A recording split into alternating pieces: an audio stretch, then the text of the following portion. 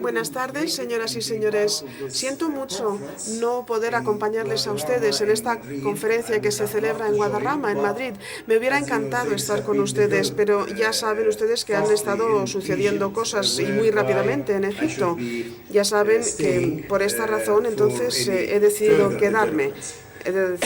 Por si hubiera desarrollos adicionales. La situación en Egipto ahora mismo es la siguiente. Ya saben ustedes que el 25 de enero de 2011 hubo una revolución y todos hemos estado intentando de alguna forma conseguir una transición democrática.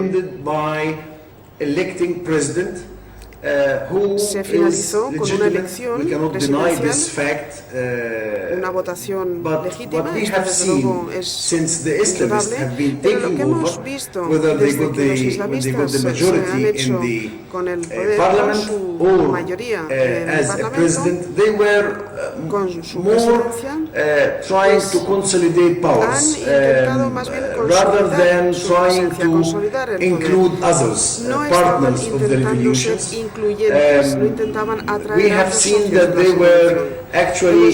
Hemos visto entonces que estaban desoyendo la mayoría de lo que estipulaba la oposición eran elementos necesarios para conseguir un auténtico diálogo nacional, un diálogo que nos permitiera superar la crisis, los desafíos de Egipto. Ellos se han dedicado depending on those whom they belong to their Muslim Brotherhood group and those whom they trust, rather than those who are qualified or those who are of experience.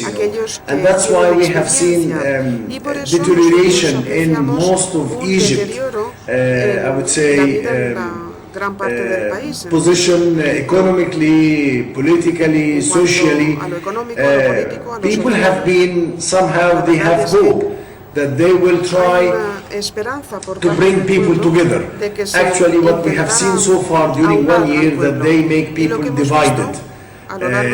By somehow speaking about those Islamists and those non-Islamists or liberals or seculars, and they actually have been somehow misbehaving, whether with some of the Arab countries in the Gulf area,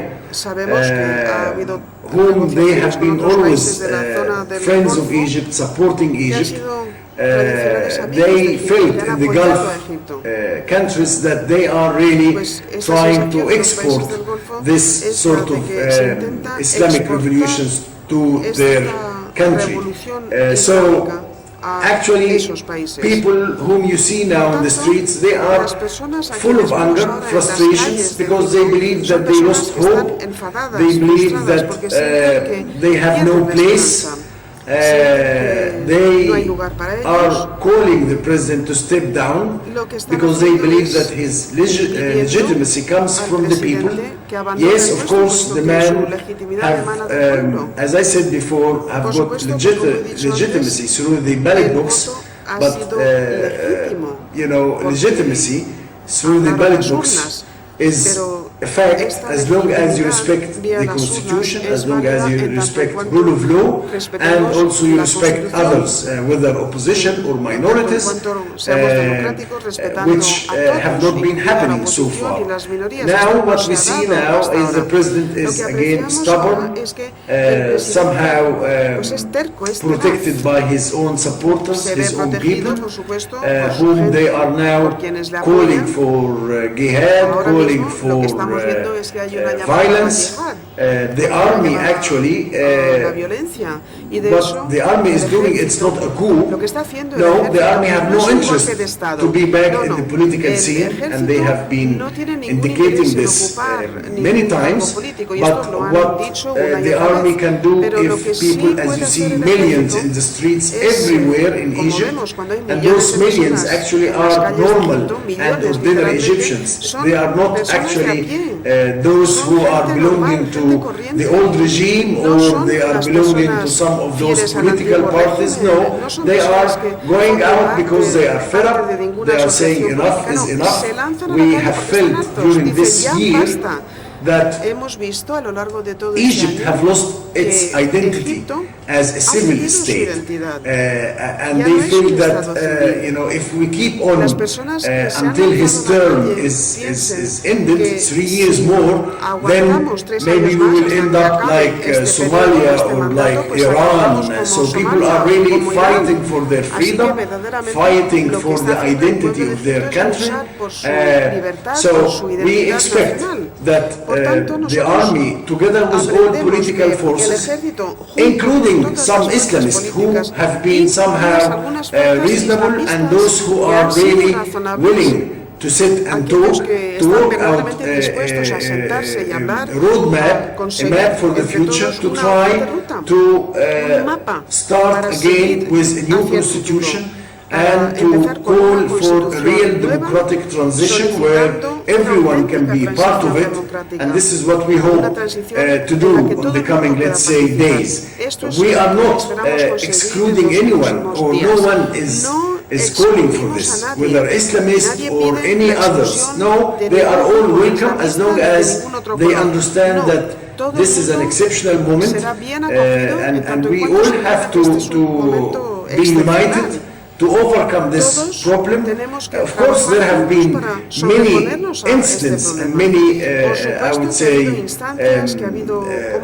situations have been happening during this year. Of course, time will not help me to say much, but maybe there will be another chance where we can talk about more in details. But I just want you to understand that what you see in Egypt today is a kind of correction of a past which was somehow, we all make mistakes, and we were all actually hoping that we would have stability and we would have sort of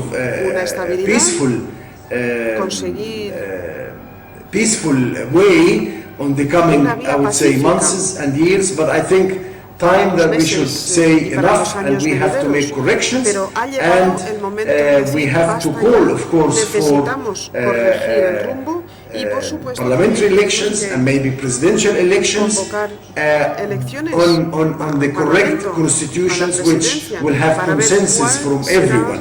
So I hope that you understand that what is going on in Egypt, it's not a coup, it's not against legitimacy, no, it's a correction which we need to do to make sure that Egypt will be in the right track in the coming years. So I hope that this will end peacefully. We will see no violence, we will see no any kind of confrontations or any kind of clashes here and there. We all care about our country. We all asking our friends of Egypt to support this democratic change. And I hope that this, as I said, will end up soon. Confío que esto acabe y muy pronto.